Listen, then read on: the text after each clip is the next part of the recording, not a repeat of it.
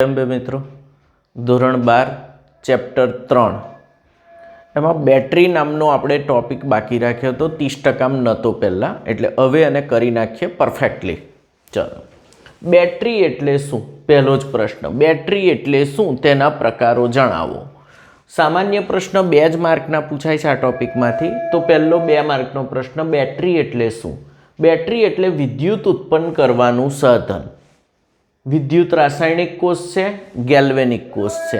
વિદ્યુત ઉત્પન્ન કરતું સાધન એટલે વિદ્યુત રાસાયણિક કોષ અથવા ગેલ્વેનિક કોષ છે.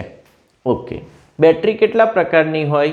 2 પ્રકારની, પ્રાથમિક બેટરી અને દ્વિતીયક બેટરી. બેટરી 2 પ્રકારની હોય, પ્રાથમિક અને દ્વિતીયક. પ્રાથમિક કોને કહેવાય? તો કે જે બેટરીને એકવાર ઉપયોગમાં લીધા પછી ફરીથી પુનર્જીવિત એટલે રિચાર્જ કરી શકાય નહીં, તેને એકવાર ઉપયોગમાં લીધા પછી પુનર્જીવિત કરી શકાય નહીં, તેને કેવી કહેવાય? પ્રાથમિક બેટરી. દાખલા તરીકે સૂકો કોષ કેટલા વોલ્ટેજ આપે? 1.5 વોલ્ટ. મર્ક્યુરી કોષ કેટલા વોલ્ટેજ આપે? 1.35 વોલ્ટ. આ સૂકો કોષ તમે જોયો હશે, બેટરી આવે છે ને, પેન્સિલ સેલ જેને કહો છો, એ બધી જ સૂકો કોષ. અને મર્ક્યુરી કોષ એટલે બટન સેલ, ઘડિયાળની અંદર રિસ્ટ વોચમાં આવે છે ને બટન જેવા સેલ, એ બધા મર્ક્યુરી કોષ. આનો 1.5 વોલ્ટ, આનો 1.35 વોલ્ટેજ. ઓકે, દ્વિતીયક કોને કહેવાય? તો કે જે બેટરીને ઉપયોગમાં લીધા પછી ફરીથી પુનર્જીવિત કરી શકાય એટલે રિચાર્જેબલ રિચાર્જ કરી શકાય, તેને દ્વિતીયક કહે છે. દાખલા તરીકે લેડ સંગ્રાહક કોષ 2 વોલ્ટ આપે. એક બેટરી કેટલા વોલ્ટ આપે? 2 વોલ્ટ. આ દરેક વ્હીકલની અંદર હોય લેડ સંગ્રાહક કોષ. એક્સાઇડની બેટરી આવે છે તમારી સ્કૂટીમાં કે ગાડીમાં, જે બેટરી હોય છે એ કયો કોષ છે? લેડ સંગ્રાહક કોષ. અને ગાડીની અંદર 3 બેટરીઓ સળંગ જોડેલી હોય એટલે 6 વોલ્ટ આપે. 4 જોડેલી હોય તો 8 વોલ્ટ આપે. અને ટ્રકની અંદર 6 બેટરી જોડેલી હોય એટલે 12 વોલ્ટ આપે. અથવા એનઆઈસીડી સંગ્રાહક કોષ. આ એનઆઈસીડી પૂછાતો નથી, કામનો પણ નથી, બહુ જ મોંઘો પડે છે. લીડ સંગ્રાહક કોષ અત્યારે દરેક ગાડીની અંદર બેટરીમાં વપરાય છે. તો 2 પ્રકાર, પુનર્જીવિત ન કરી શકાય તો પ્રાથમિક, પુનર્જીવિત કરી શકાય તો દ્વિતીયક. એક પ્રશ્ન પૂરો થયો.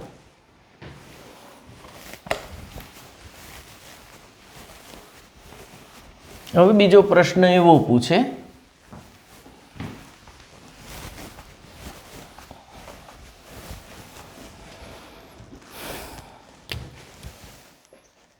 ક્વેશ્ચન 2, સૂકા કોષમાં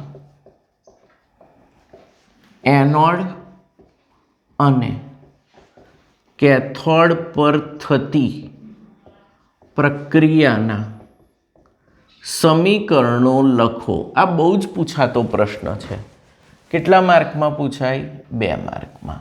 તો આપણે ડાયરેક્ટ લખવાનું, એનોડ ઝીંકનો બનેલો હોય, એનોડ પર શું થાય? Oxidation. Zn solid gives Zn+2 electron. Anode પરની પ્રક્રિયા આવડે તમને? Zn+2 electron. કેથોડની વાત કરીએ. કેથોડ પર રિડક્શન થાય. કેથોડ પર MnO2 હોય, સોલિડ પાવડર, વત્તા NH4+ હોય. કોણ હોય? NH4+. રિડક્શન થાય એટલે ઇલેક્ટ્રોન ઉમેરાય. શું બનશે? NH4+ વત્તા ઇલેક્ટ્રોન શું બનશે? MnO. એક O બહાર નીકળીને H જોડે જોડાય. H અહીંથી અહીં આવે, અહીંથી એક H+ આ બાજુ શિફ્ટ થશે. સમજાવવા માટે લખું છું. તો અહીંથી H આવ્યો એટલે OH બની ગયો એક, પતી ગઈ વાર્તા. અહીંયા ગાડી પ્લસ NH3 થાય છે શું? અહીં Mn નો ઓક્સિડેશન આંક 2 દુના કેટલો? 4. અને અહીં Mn નો 2 દુના 4 માંથી 1 જાય તો 3. ઘટના કઈ કહેવાય? ઓક્સિડેશન આંકનો ઘટાડો એટલે રિડક્શન. આવડે આટલું? હવે NH3 નું શું થાય છે? તો NH3 Zn+2 સાથે ZnNH3 4+2 સંકીર્ણ બનાવે છે. અહીંયા Zn+2 બન્યો અને અહીંયા NH3 બન્યો, આ સંકીર્ણ બને છે. બીજી એક વસ્તુ, પ્રાથમિક બેટરી છે,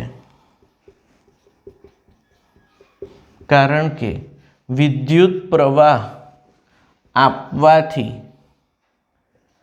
Mn+3નું Mn+4માં ઓક્સિડેશન થઈ શકતું નથી.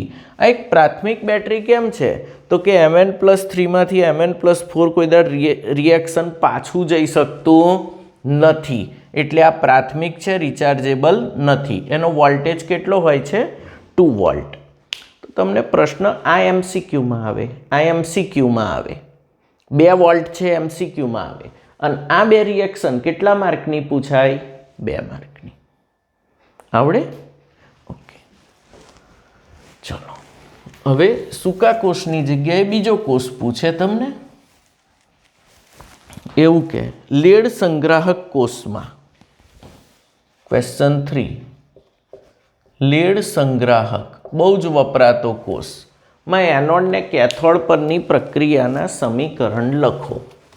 તો તમારે શું લખવાનું શીખવાડું? લેડ સંગ્રાહક કોષમાં 38% H2SO4નું દ્રાવણ હોય. 38% H2SO4નું દ્રાવણ હોય. એની અંદર પીબીનો એનોડ હોય. એનોડ કોનો હોય? PB solid. H2SO4નું દ્રાવણ એટલે SO4-2 શું બનશે? PbSO4 સોલિડ એનોડ પર જમા થશે વત્તા 2 ઇલેક્ટ્રોન. કેથોડ પર PbO2નો કેથોડ હોય. કેથોડ કોનો હોય? PbO2 સોલિડ પ્લસ SO4-2 તો ખરા જ. આના 2 H+ ને આના 2 H+, કુલ કેટલા H+? 4H+ વત્તા આ 2 ઇલેક્ટ્રોન છૂટા પડ્યા તે gives શું બનશે બોલો? PbSO4 તો બનશે જ સોલિડ. આ એનોડ પર જમા થાય, આ કેથોડ પર જમા થાય. PbSO4 વત્તા 2H2O પાણીના 2 અણુ બનશે. પાણીના 2 અણુ બનશે. આ પ્રક્રિયાઓ ડિસ્ચાર્જિંગ પ્રક્રિયા કહેવાય. ડિસ્ચાર્જિંગ એટલે જ્યારે વિદ્યુત આપતો હોય ત્યારે. હવે આ દ્વિતીયક કોષ છે એટલે પુનર્જીવિત કરી શકાય, એટલે કે રિચાર્જેબલ. જો વિદ્યુત પ્રવાહની દિશા ઉલટાય તો એનોડની પ્રક્રિયા એટલે ચાર્જિંગ પ્રક્રિયાઓ પૂછે તો એનોડની પ્રક્રિયા કેથોડ પર થાય અને ઉલટાઈ ફરી. ચાર્જિંગ પૂછે તો એનોડની પ્રક્રિયા જે છે એ કઈ થાય? કેથોડ પર. શું થાય બોલો તો? PbSO4 plus 2 electron gives Pb plus SO4-2. અને કેથોડની પ્રક્રિયા એનોડ પર થાય એટલે એ પણ ઉલટાઈ જાય, આખી ઉલટાઈ જાય. લખ્યા લાયો? તો એનોડ કેથોડ બદલાઈ જશે અને પ્રક્રિયાઓ ઉલટાઈ જશે. આવડશે તમને? ચાર્જિંગ પ્રક્રિયાઓ પૂછી હોય તો જનરલી ડિસ્ચાર્જિંગ જ પૂછે છે. આ જ પ્રક્રિયાઓ 2 માર્કમાં પૂછે છે. કોષનો પોટેન્શિયલ 2 વોલ્ટ હોય છે અને જો શ્રેણીમાં જોડો તો 2 થી વધુ વોલ્ટ પણ ઉત્પન્ન કરી શકાય છે. દાખલા તરીકે ટ્રકમાં 6 બેટરી લાઇનસર જોડેલી હોય તો 12 વોલ્ટ મળે. આપણી ગાડીમાં 4 બેટરીઓ જોડેલી હોય એટલે 8 વોલ્ટ મળે. આવડે આટલું? ત્રીજો, બહુ જ જાણીતો કોષ હમણાં બહુ જ ઉપયોગમાં લે છે એવો ત્રીજો,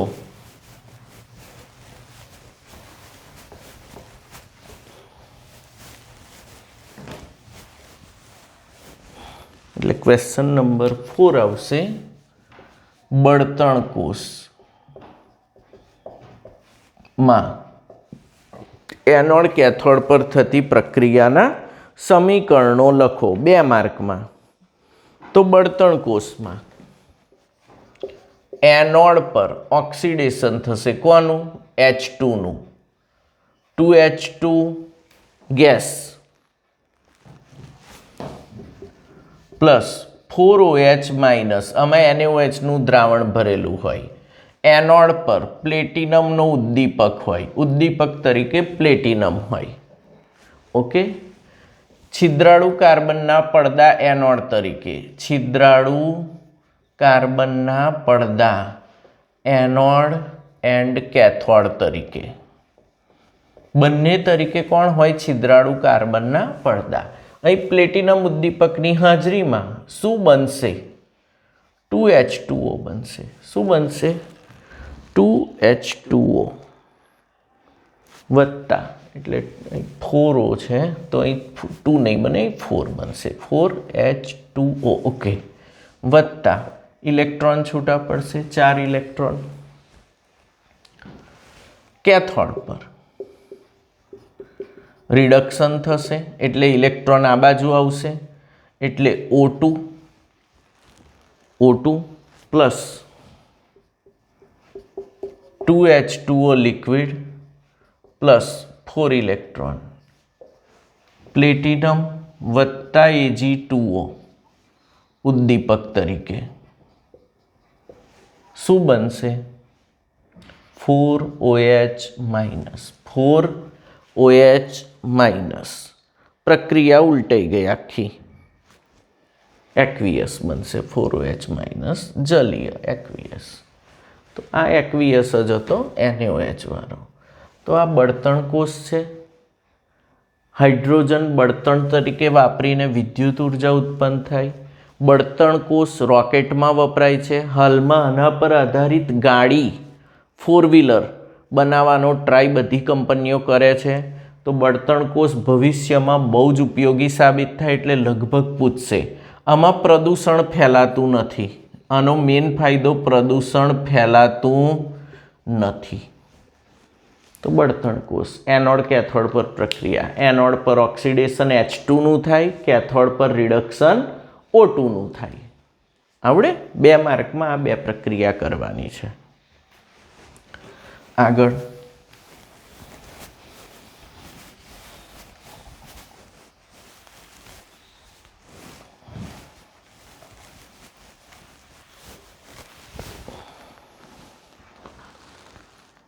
બળતણ કોષનું કોષ પોટેન્શિયલ 1.23 વોલ્ટ છે. બળતણ કોષનું કોષ પોટેન્શિયલ 1.23 વોલ્ટ છે. ચોપડીમાં નહીં છાપ્યો પણ 1.23 વોલ્ટ મળે હાઇડ્રોજન બળતણ કોષ. નેક્સ્ટ ટોપિક 3.8 છે. ધાતુ ક્ષારણ માં એનોડ કેથોડ પર થતી પ્રક્રિયાના સમીકરણ અને અથવા ધાતુ ક્ષારણ વિશે નોંધ લખો. તો ધાતુ ક્ષારણની વાત કરીએ આપણે 3 કોર્સ ભણ્યા એટલે આ ક્વેશ્ચન 5 આવશે. ટોપિક 3.8. ઓકે. ધાતુ ક્ષારણ. ધાતુ ક્ષારણ એમાં આપણે લોખંડનું ઉદાહરણ લઈશું. કોનું ઉદાહરણ? લોખંડનું ઉદાહરણ લઈએ છીએ આપણે. તો એનોડ પર ઓક્સિડેશન થશે. Fe solid gives Fe+2 + 2 electron. Fe solid gives Fe+2 + 2 electron. Okay. આનો વોલ્ટેજ છે E0 ઓક્સિડેશન 0.44 વોલ્ટ. આનો ઓક્સિડેશન પોટેન્શિયલ 0.44 છે. અને લખવો હોય reduction E0 of Fe+2Fe. Reduction લખો તો કેવો થઈ જાય? માઇનસ. ઓકે. કેથોડ પર શું થશે? રિડક્શન. રિડક્શન કોનું થાય છે? બહુ જ વાર પૂછે છે. O2 નું રિડક્શન થાય છે. ધાતુ ક્ષારણમાં કોનું રિડક્શન થાય છે? O2 નું રિડક્શન થાય છે. ધાતુ ક્ષારણમાં કોનું રિડક્શન થાય છે? O2 નું રિડક્શન થાય છે. તો O2 તો આવશે જ, વત્તા 4H plus 4 electron gives 2H2O. O2 તો હવામાંથી મળી જ જવાનો છે, ગેસ, અને આ liquid. E0 of O2 H2O. તો E0 ઓફ O2 H2O એટલે H plus O2 it will give H2O is equal to plus 1.23 volt. Okay, હવે આખો કોષ રચાયો, ધાતુની સપાટી પર આ કોષ રચાયો, તો કોષ potential E0 cell is equal to E0 reduction of cathode minus E0 reduction of anode. Cathode પર 1.23 ઓછા 0.44 is equal to 1.67 volt. E0 સેલનું મૂલ્ય ધન મળે છે એટલે delta G0 is equal to minus NF E0 cell પ્રમાણે ડેલ્ટા G0 નેગેટિવ મળે. ધેરફોર આ પ્રક્રિયા આપમેળે થાય છે, ધાતુ ક્ષારણ એની જાતે થાય છે. આગળ લખી શકાય Fe+2નું Fe+3માં ઓક્સિડેશન થાય છે, જે O-2 સાથે જોડાઈને Fe2O3 × XH2O લાલ રંગના કાટનું નિર્માણ કરે છે. લાલ રંગના કાટનું નિર્માણ કરે છે, જેને કાટ કહે છે, જેના લીધે કરોડોનું નુકસાન જાય છે. આ છે ધાતુ ક્ષારણ. એમાં લોખંડનું ઉદાહરણ લઈને આખી વસ્તુ આપણને ચોપડીમાં સમજાવી છે. કોપર પર અથવા પિત્તળ પર લીલા રંગનો અને ભૂરા રંગનો કાટ લાગે છે. એ મેલેકાઇટ ને એઝ્યુરાઇટ જ હોય છે. CuCO3 × CuOH twice. કોપર પર જોજો લીલા રંગનો કાટ હશે, એ મેલેકાઇટ ગ્રીન અને એઝ્યુરાઇટ બ્લુ તો 2CuCO3 × CuOH twice. છઠ્ઠા ચેપ્ટરમાં બંને સૂત્રો કરાયા છે મેલેકાઇટ એઝ્યુરાઇટના. તો એ કોપર પરનો કાટ છે. અહીં લોખંડના કાટનું ઉદાહરણ આખું મેં સમજાવ્યું છે. તમને આવડશે તમને આટલું? તો આ પ્રક્રિયાઓ પૂછી શકે. ધાતુ ક્ષારણ અટકાવવા માટે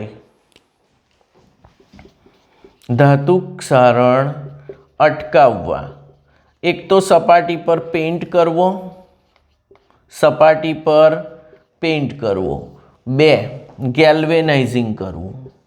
ગેલ્વેનાઇઝિંગ બહુ જ વપરાય છે. ગેલ્વેનાઇઝિંગ એટલે ઝીંકનું બારીક સ્તર Fe પર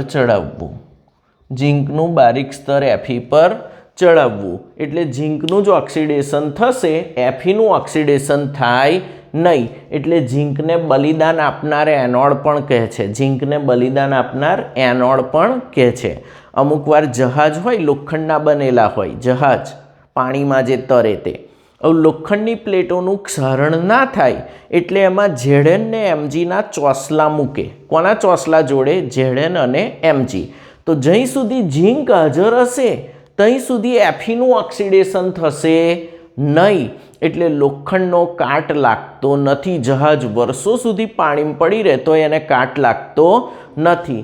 Znના ચોસલા અથવા Mgના ચોસલા ખવાઈ જાય ધીમે ધીમે, તો એને વારંવાર બદલવા પડે. પણ તમારું લોખંડનું જહાજ એવું ને એવું રહે. આથી આને બલિદાન આપનાર એનોડ કહે છે ઝીંકને. ગેલ્વેનાઇઝિંગમાં એનું પાતળું સ્તર લગાડે, ગેલ્વેનાઇઝ પતરા તમે સાંભળ્યા હશે. અથવા બીજો કઈ વસ્તુ છે? પેઇન્ટ કરવો. સપાટી પર O2 ને અડતો અટકાવી દો તો પણ આ બેમાંથી એક પ્રક્રિયા ના થાય તો ક્ષારણ થતું નથી. બાય ધ વે, તમને તો આ 2 રિએક્શન જ પૂછે છે, બહુ ડીપ પૂછતા નથી. છતાં નોંધ પૂછે 2 રિએક્શન સમજાવવાનું અને અટકાવવાના ઉપાય લખી દેવાના 2. 3 માર્ક પૂરા. આવડશે તમને પાક્કું? તો અહીં તમારા આ ચેપ્ટરમાં જે ખૂટતું હતું એ મેં બધું કરાવી દીધું. જય અંબે મિત્રો.